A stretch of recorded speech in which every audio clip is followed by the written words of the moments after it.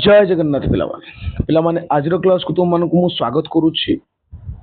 आज आम आलोचना करवा शोषण चैप्टर रो पाखापाखि 50 टी ऑब्जेक्टिव प्रश्न बा एमसीक्यू प्रश्न जोटा कि मु निजे तैयारी करिछि सेटा परीक्षा पाई बहुत बहुत इंपोर्टेंट। देखिबो परीक्षा वाले से प्रश्न निश्चित भाव आसी चलतु कौन रो से प्रश्न और तार उत्तर देखो पिलामाने प्रश्न हम पाखरे अछि केउ प्रक्रिया रे ग्लूकोज भली सरल पदार्थ जारित होई शरीर को शक्ति मिली थे।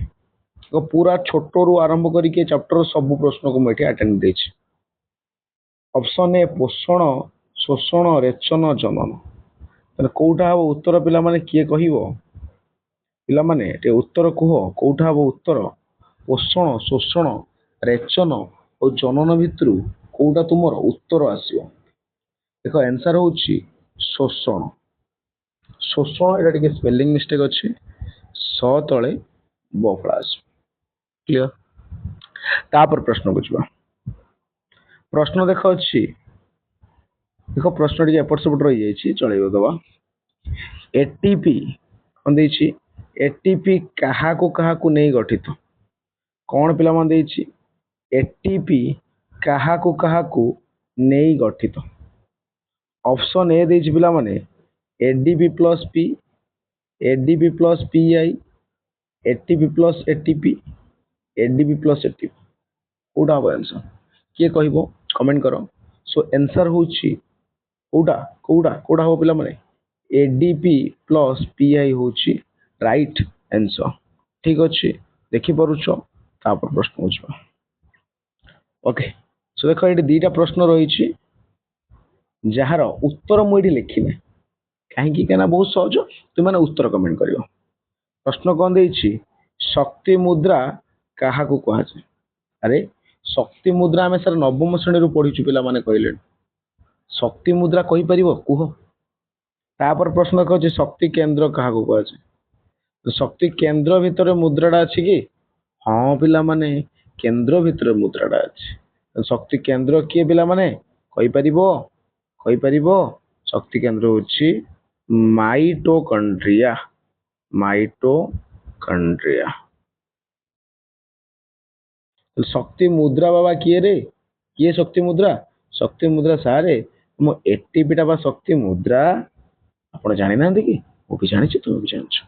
ठीक अच्छे तापर प्रश्न बुझ तापर प्रश्न पिला माने कौन कहूछि कहूछि प्रश्वास समय रे अंतपंजरा मांसपेशी रो कौन घटी था पिला माने बढ़िया प्रश्न टे प्रश्न देखो केते तगड़ा प्रश्न तुम मन नहीं कि आसी केते तगड़ा प्रश्न तुम मन मु नहीं कि आसी देखि पड़छ आउ थर प्रश्नटा को पढ़ कि प्रश्वास समय रे अंतपंजरा मांसपेशी प्रश्वास समय रे अंतपंजरा मांसपेशी रो कौन घटी था सारे एटा आम केमिति जानिबु कोठी अछि पिला माने बही टे खोली पढ़िले तो बही पढ़िबनी केमिति जानिबु कौन कहूछि से ऑप्शन कहूछि कौन संकोचन होता है शिथिल नहीं थाए उभय संकोचन शिथिल नहीं थाए कि हुए हुए तो किसी गोटे एटा तो ऑप्शन नु उभय तो केबे हेनी संकोचन ना शिथिल न हो प्रश्वास जो तुम वायु भितर को नौच से समय तुम कौन हो से पचारुच कौन हो अंतपंजरार कौन हो पिला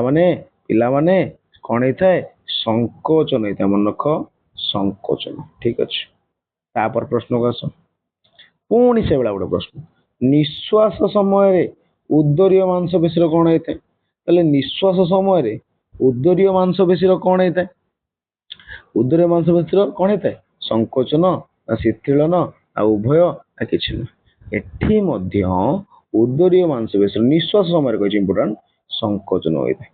ठीक अच्छे उत्तर तुम कहीपर से जन दौर जानी था प्रैक्टिस कर। पुणी देख से प्रश्न से प्रश्न टिके चेंज कर प्रश्वास समय अंतपंजरा मांसपेशी कौन होता है से प्रश्न कौन पलैला प्रश्वास समय अंतपंजरा मांसपेशी कौन होता है संकोचन से प्रश्न पलि आस।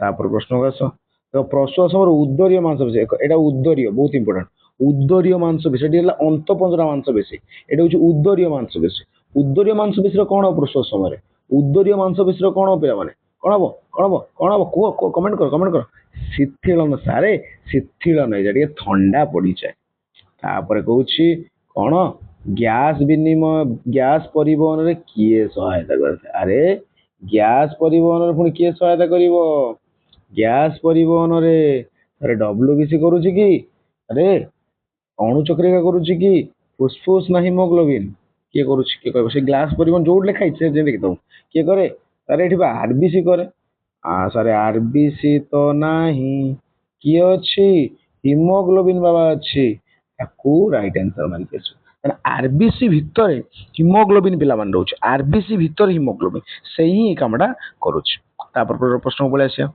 हिमोग्लोबिन केउ थे देखो डिटेल सब थे सब प्रश्न डिटेल सब प्रश्न हिमोग्लोबिन केउ थे थाए हिमोग्लोबिन कहली एबे कहली का भितर थाए आरबीसी भितर थाए डरियर किछ नै आरबीसी मारी के आसियो ठीक अछि बुझी पड़छो तापर प्रश्न आस तापर प्रश्न कोन कहूछ जणे सुस्थ व्यक्तिर प्रश्वास कोन कहूछ जणे सुस्थ व्यक्तिर प्रश्वास और निश्वास रो हार केते बढ़िया प्रश्न डी सुस्थ व्यक्तिर प्रश्वास और निश्वास रो हार केते किए कहबो गोटे सुस्थ व्यक्तिर प्रश्वास और निश्वास हार केते कमेंट करो देछि 10 रु 15 थर 15 रु 20 थर 72 थर अरे 25 थर कोडा हबो पिला माने आंसर कोडा हबो आंसर हबो 15 रु 20 थर 15 रु 20 थर सुस्थ व्यक्तिर कौन हार ओ हार प्रश्वास निश्वास हार तापर प्रश्न आस तापर देखो प्रश्न गुड़ा टिके तगड़ा तगड़ा प्रश्न रही जोड़ा कि सब गुड़ा को गोटे जगह रखी ऑप्शन देने तो मन जूम करी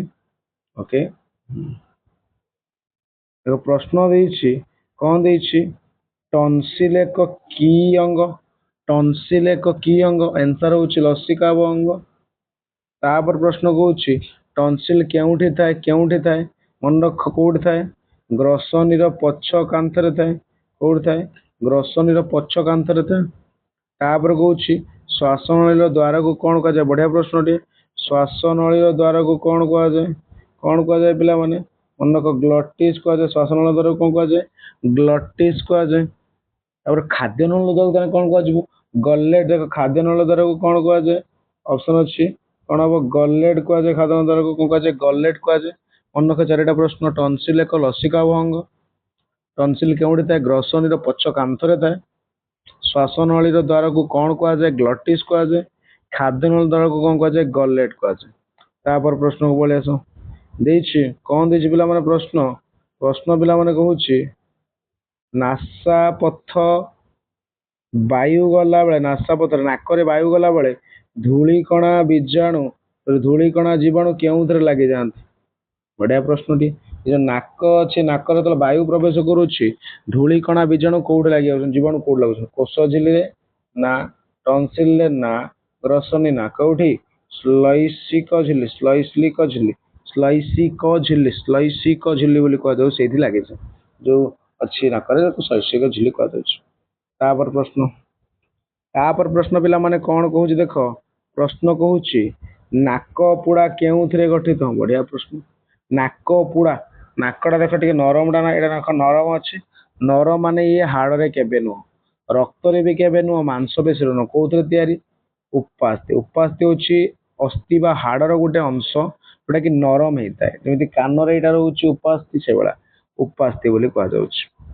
तापर प्रश्न को आस जैविक जारण एटीपी अणु भांगी केते शक्ति निर्गत हुए एटीपी अणु भांगिले केते शक्ति पिला माने निर्गत होउछि किए कहिबो एटीपी अणु भांगिले केते शक्ति निर्गत होउछि सो ऑप्शन देछि 30.5 ना 30 ना 2 ना 5 कोडा पिला माने आंसर पिला माने कोडा हो 30.5 होउछि राइट आंसर तापर प्रश्न को आस ये जैविक जारण रे एटीपी अणु भांगी केउथिरे परिणत हुए जैविक जारण रे एटीपी अणु भांगी केउथिरे एडीपी प्लस पीआई रे परिणत मन रख एडीपी प्लस पीआई रे परिणत हुए ठीक अच्छे एडीपी प्लस पीआई तापर से कहूँ गाली द्वारा केउ माने श्वासक्रिया कर बढ़िया प्रश्न टी गाली क्या पाखे देख ये चारिटा ऑप्शन देती आंसर देती जो तलटा हूँ आंसर मन टॉप इंपोर्टेंट क्वेश्चन लिखिद ये टाइप क्वेश्चन एग्जाम अधिक आसूस आंसर कही मैंने आसो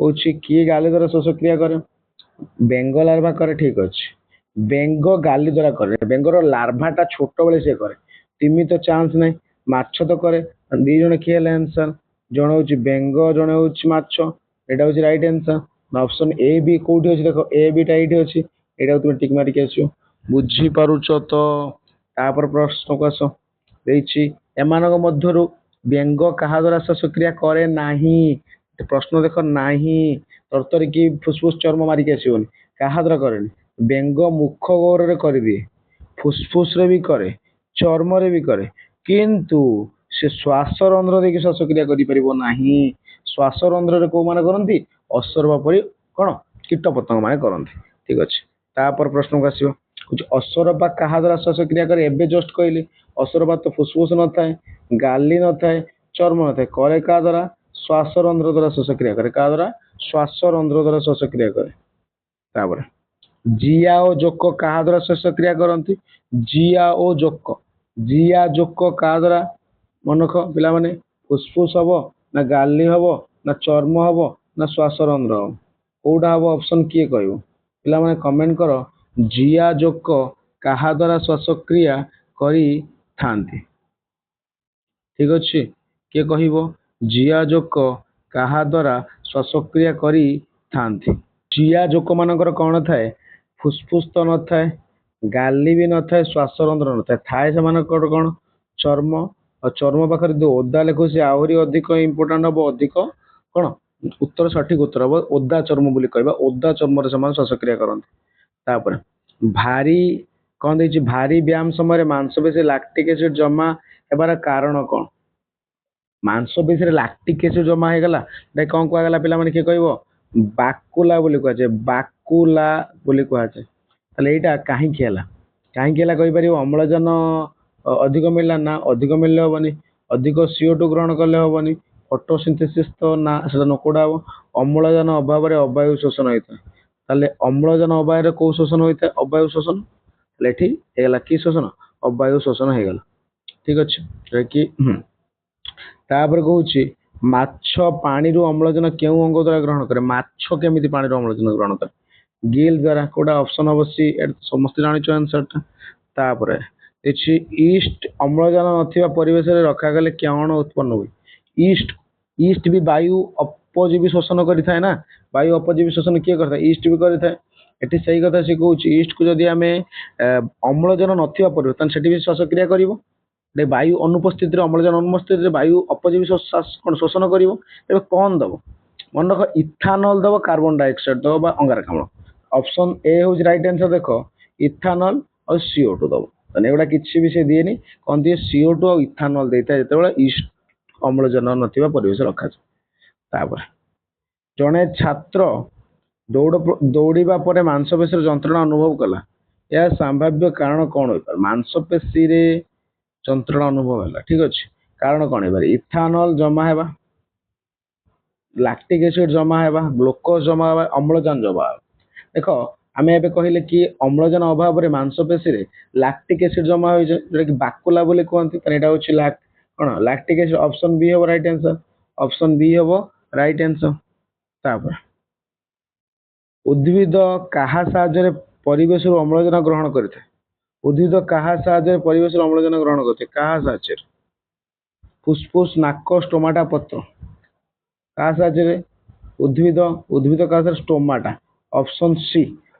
सी हूँ पिला माने राइट आंसर स्टोमाटा स्टोमाटा देकी बा स्टोम देकी पत्र से अम्लजान ग्रहण करते क्यों उद्भिद क्यों प्रक्रिया परिवेश अम्लजान ग्रहण करता है क्यों प्रक्रिया परिवेश अम्लजान ग्रहण करते उद्भिद उद्भिद को देख विच्छेदन तो हेनी परिसरण हेनी शोषण कौटा हम विसरण विसरण पद्धति उद्भिद कौन अम्लजान ग्रहण करता है परिवेश तापर प्रश्न कि वायु अपजीवी शोषण ले केते देख दीटा वायु उपजीवी और हूँ अपजीवी ठीक अच्छे वायु अपजीवी उपजीवी वायु दरकार हुए जोटी कि 38टा एटीपी बाहर थाए है वायु अपजीवी मात्र 2टा एटीपी बाहरी थाए ठीक अच्छे मन रखियो तापर प्रश्न को आसवा वायु उपजीवी शोषण में केतोटी एटीपी बाहर उपजीवी अपजीवी उपजीवी बाहर के 38टा एटीपी बाहर कतरा 38टा एटीपी बाहर वायु अपजीवी होता 2टा बाहर था तापर प्रश्न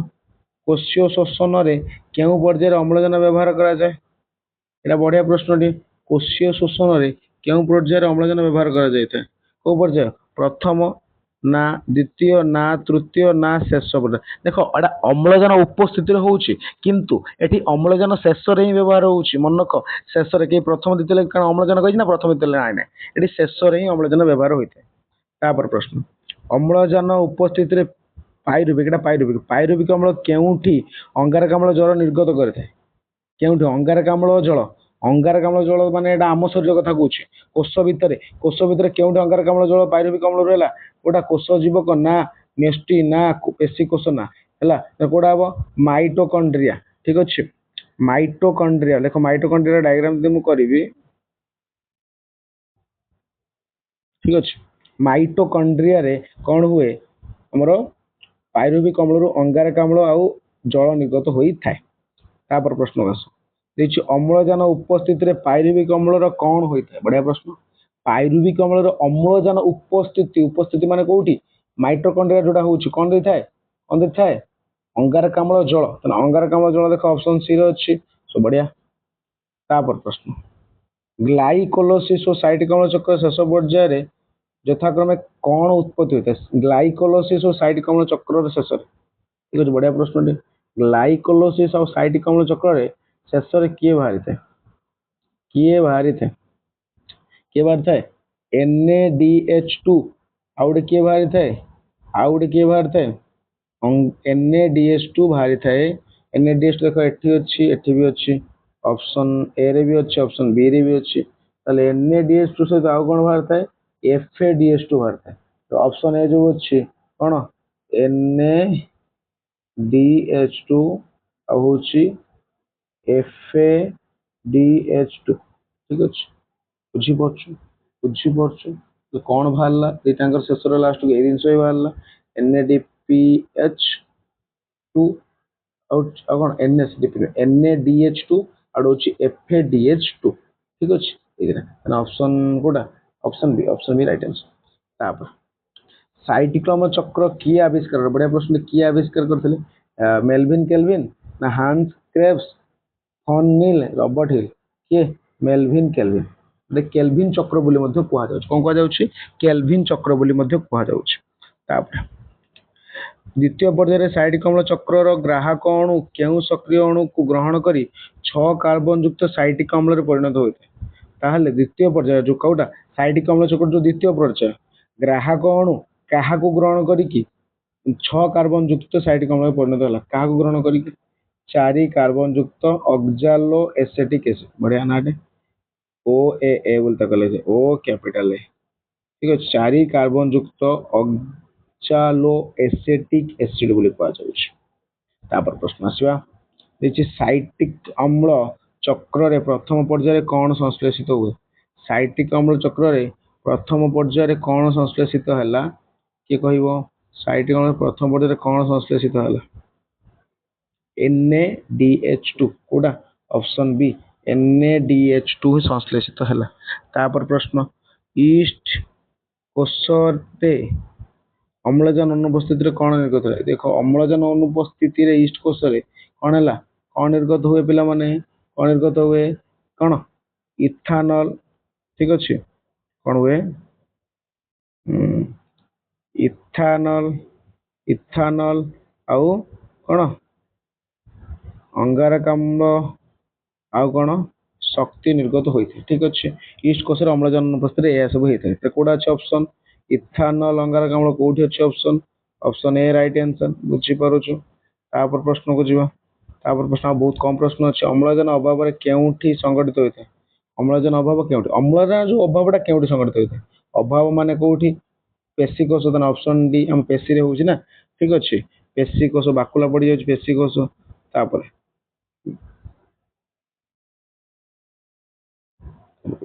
ଗ୍ଲାଇକୋଲୋସିସର ଦ୍ୱିତୀୟ ପର୍ଯ୍ୟାୟରେ 6 କାର୍ବନ ଯୁକ୍ତ ଗ୍ଲୁକୋଜ ଅଣୁ ଅଟେ ସହ ମିଶି କଣ ହୋଇଥାଏ? ତାହେଲେ ଗ୍ଲାଇକୋଲୋସିସ 6 କାର୍ବନ ଯୁକ୍ତ ଗ୍ଲୁକୋଜ ଅଣୁ ସହିତ ମିଶିକି କଣ ହୋଇଥାଏ? ଠିକ ଅଛି, ଦ୍ୱିତୀୟ ପର୍ଯ୍ୟାୟ ଗ୍ଲାଇକୋଲୋସିସ ଦିଟା, ପ୍ରଥମ ଦ୍ୱିତୀୟ। ପ୍ରଥମ ପର୍ଯ୍ୟାୟରେ ଶର୍କରା ହେଇଥାଏ, ଦ୍ୱିତୀୟ ପର୍ଯ୍ୟାୟରେ କଣ ହେଇଥାଏ? ପାଇରୁବିକ ଅମ୍ଳ ହେଇଥାଏ। ତାହେଲେ ଦ୍ୱିତୀୟ ପର୍ଯ୍ୟାୟ କଥା କହିଥାନ୍ତି ଅପସନ ସି ହବ ରାଇଟ ଆନ୍ସର, ପାଇରୁବିକ। ପ୍ରଥମ ପର୍ଯ୍ୟାୟ କଥା କହିଥାନ୍ତା ତେବେ 3 କାର୍ବନ ବାଲା ଶର୍କରା, ଦିଟା ଶର୍କରା ହେଇଥାଏ। ତାପରେ ଗ୍ଲାଇକୋଲୋସିସ ରେ ପ୍ରଥମ ପର୍ଯ୍ୟାୟରେ 6 କାର୍ବନ ଯୁକ୍ତ ଗ୍ଲୁକୋଜ ଅଣୁ ଅଟେ ସହ ମିଶି କଣ ହୋଇଥାଏ? ସେଟା ଅଟେ ଟିକେ ଏପଟେ ହେଇଯାଇଛି, କଣ ମିଶି ହେଇଥାଏ? प्रथम पर्याय 3 कार्बन युक्त शर्करा था ऑप्शन ए देखो प्रथम पर्याय शर्करा देला द्वितीय पर्याय पायरुविक अम्ल देला 3 कार्बन वाला तापर प्रश्न कौन कहूँ इलेक्ट्रॉन परिवहन संस्था केउठी कार्य करे देखो इलेक्ट्रॉन देखो 3टा जिन रोचे गोटे हूँ ग्लाइकोलाइसिस साइटिक अम्ल चक्र इलेक्ट्रॉन परिवहन संस्था देखो इलेक्ट्रॉन परिवहन संस्था आम माइट्रोकंड्रिया अंत झिल्ली माइट्रोकंड्रिया चित्र मुझे करी माइट्रोकंड्रिया जो भीतर झिल्ली रोचे ये पार्ट गुड़ाक ये कौन होमर इलेक्ट्रॉन परिवहन संस्था कार्य करुपर हूँ साइटिक अम्ल चक्र केउठी संपादित होता है साइटिक अम्ल चक्र केउठी संपादित होता है केउठी केउठी किए कह किए कह कौटी हम साइड कम चक्र माइट्रोकंड्रिया कौटी हम माइटोकंड्रिया गोटे है परिवहनटा है अंत झिल्ली आ गोटे है माइटोकंड्रिया होता है तापर प्रश्न को आसवा तापर हूँ ग्लाइकोलाइसिस केउठी संपादित ग्लाइकोलाइसिस कौटी कोष झिल्ली ना माइट्रोकंड्रिया ना अंत झिल्ली ना कौटा कोष जीवक संगठित कौटी कोष जीवक शेष प्रश्न आज कौन दे कोशीय शोषण 3 पर्यायर घटित केउठी एक पर्याय नुह कोष विभाजन मतलब लगुनि पर्याय एटा पर्याय एटा पर्याय एटा पर्याय किंतु कोष विभाजन कोशीय शोषण कौन कौन पर्याय नुह सो आज आम आलोचना कले पाखापाखि 47 रु 50 टी प्रश्न आलोचना करदे निश्चित भाव ये प्रश्न गुड़िक प्राक्ट कर और सब सांग मान सेयार कर सुध अनुसार एमसीक्यू चैप्टर वाइज नहीं आसुच्च निजे तैयारी कर सो से विदाय चाहूँगी धन्यवाद।